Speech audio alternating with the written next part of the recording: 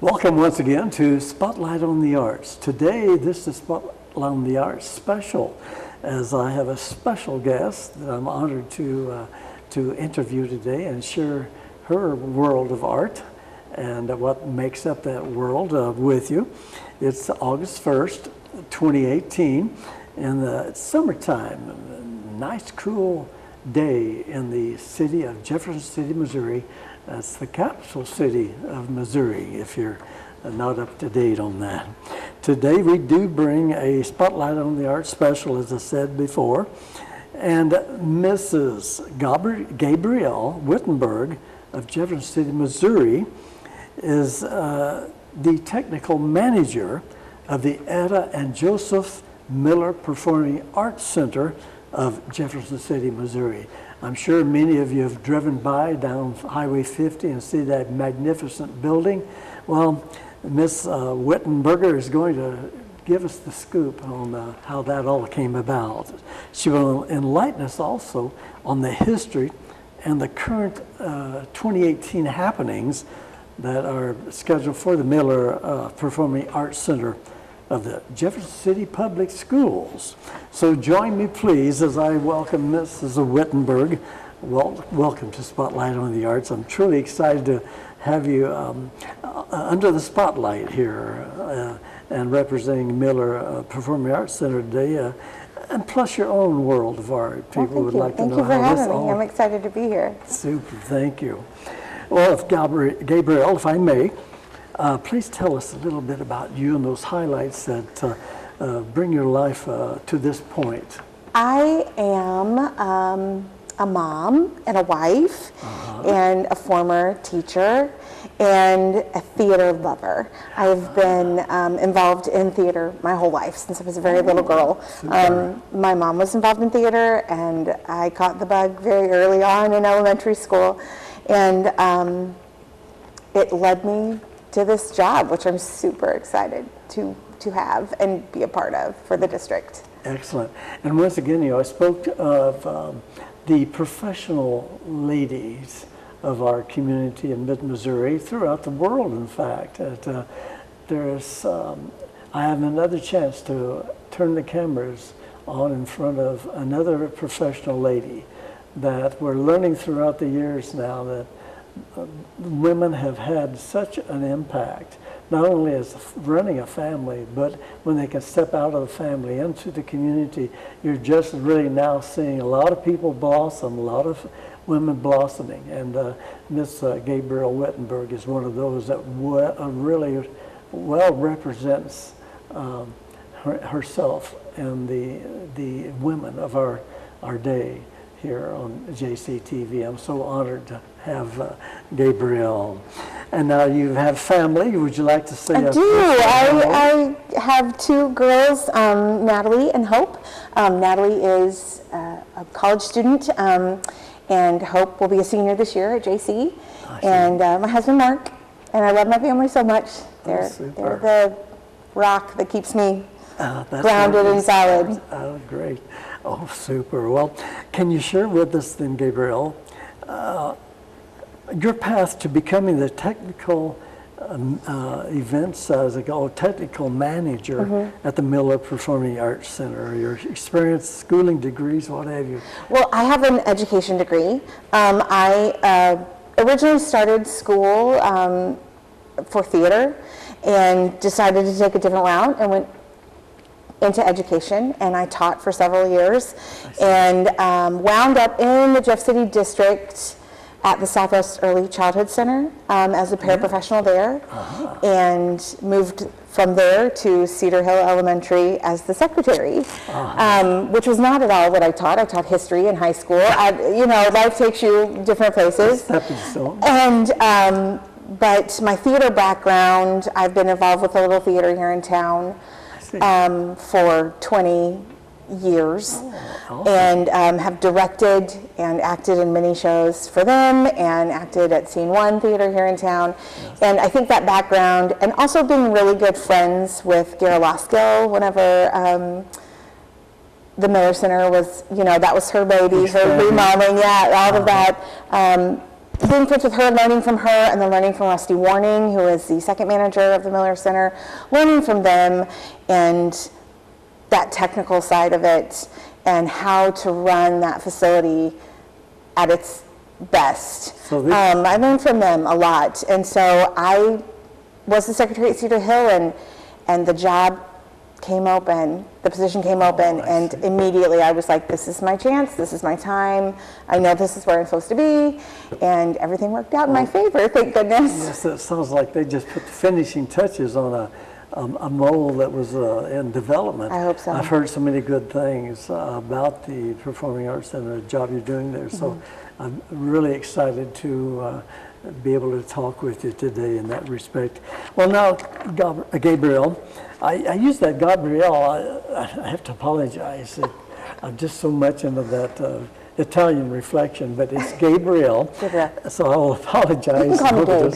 That'll make it easier. Everybody calls me Gabe. I was named after my grandfather, whose name was Gabriel, so that's where Gabrielle is from. Thank you for permission. You're welcome. Yeah, you can call me Gabe. Well, Gabe, please share with us, the viewers, the mission statement and history of the center.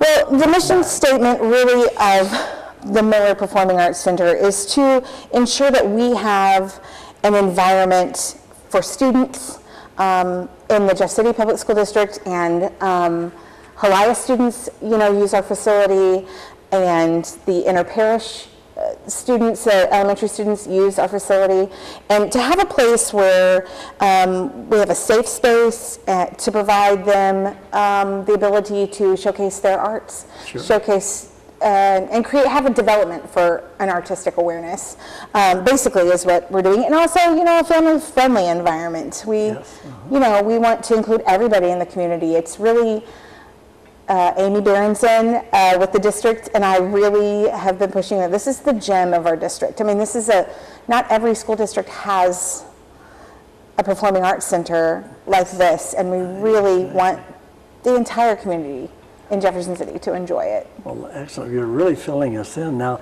the Jefferson City, the Performing Arts Center started back actually in 1926, April 3rd, as the Jefferson City Junior College. Yes, it was a junior college, and it had a high school in there as well. High school, and then Jefferson City Junior High School after that, and the Instructional Resource Center then for the Jefferson City Public Schools. Yes.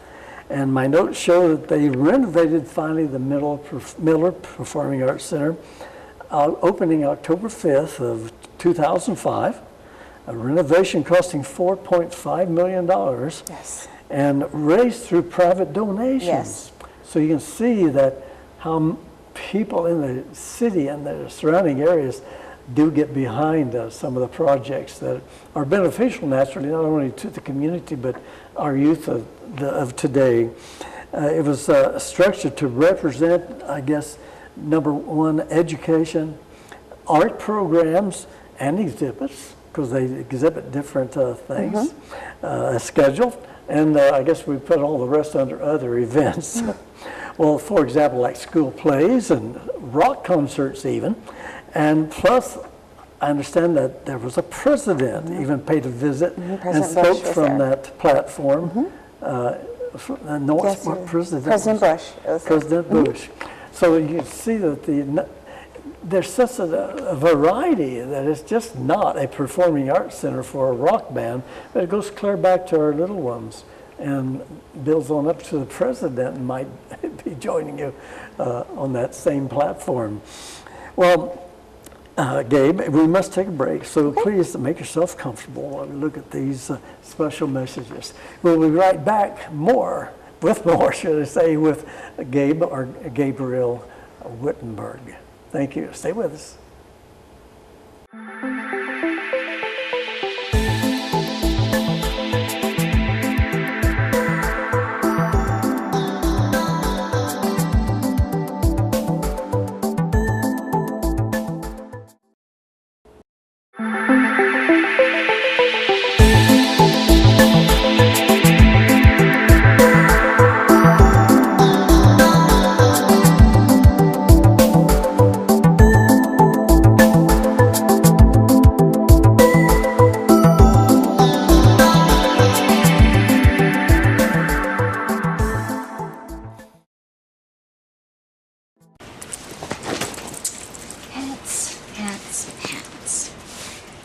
I am folding the pants.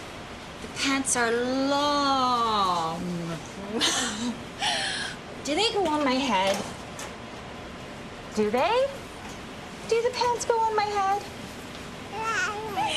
No. They go on. Everyday moments can become teaching moments because learning starts long before school does. Give your child the start they need at bornlearning.org.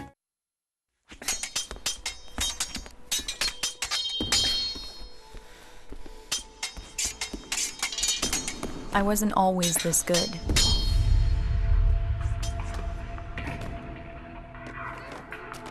I had a lot to learn.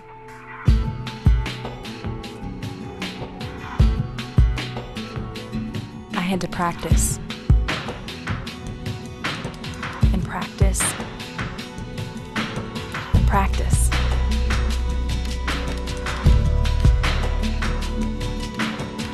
Until one day,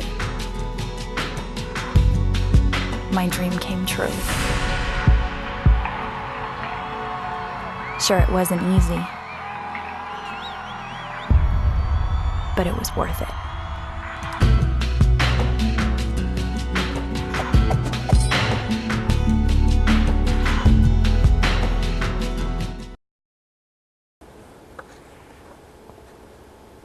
Welcome back, everyone, to JCTV Spotlight on the Arts. A special today with a guest, Mrs.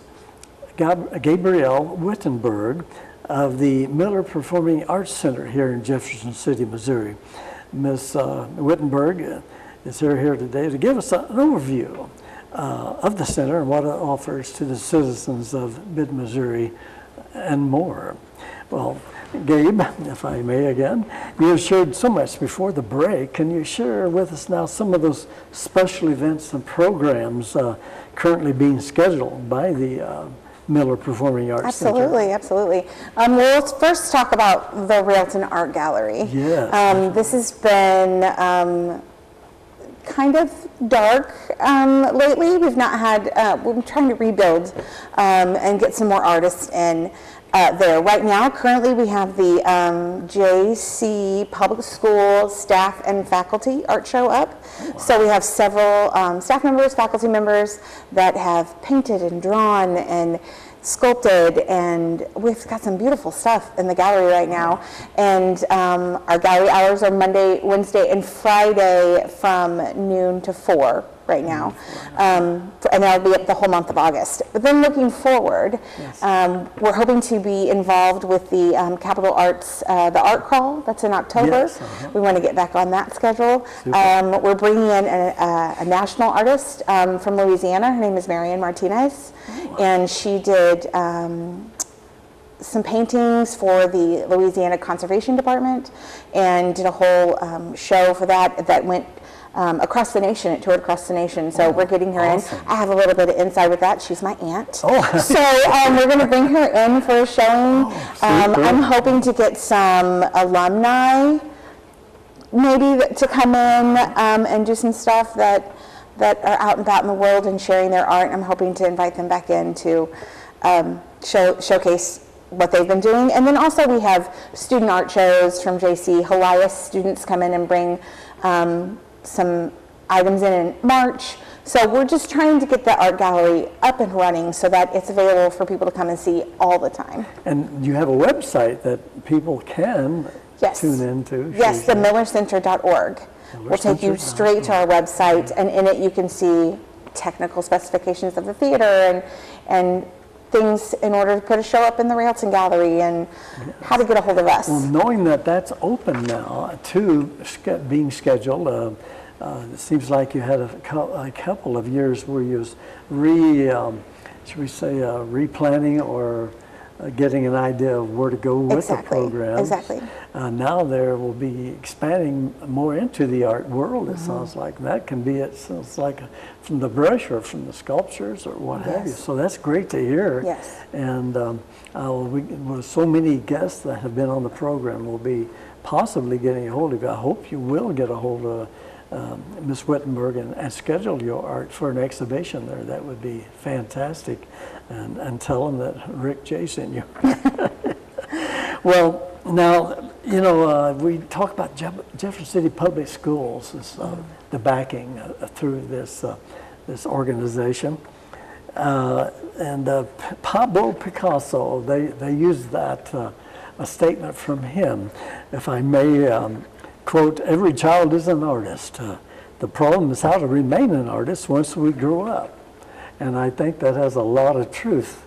So life does get busy sometimes. I was just talking to a lady who was on the previous show that she is now finally going to maybe even shut down her business and take time out to art, so do artwork.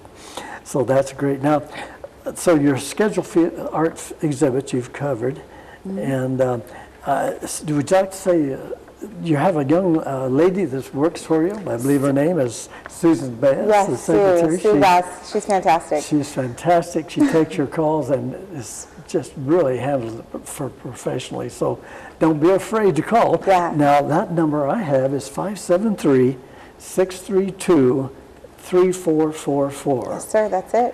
573-632-3444. Now we turn to theater. What do you have scheduled for Well, the theater? actually, this weekend, the Little Theater of Jefferson City, they perform at the Miller Center. They rehearse somewhere else, they perform at the Miller Center. They are moving in this weekend, and they are performing Mary Poppins. Oh, my. So, really excited about that, excited to see what they're doing with that. I'm helping them with lights and things of that nature, technical stuff.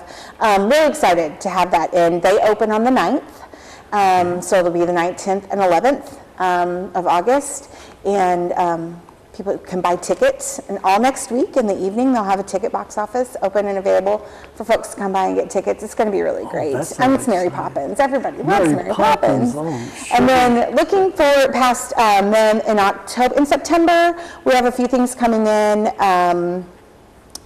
In October, we have the Cosmopolitan Club and Tom Hinkie have Charlie Pride coming in. Right. And so he'll be there in October. We've got several orchestra concerts, choir concerts, that kind of stuff as schools starting to get ramped up and they start performing.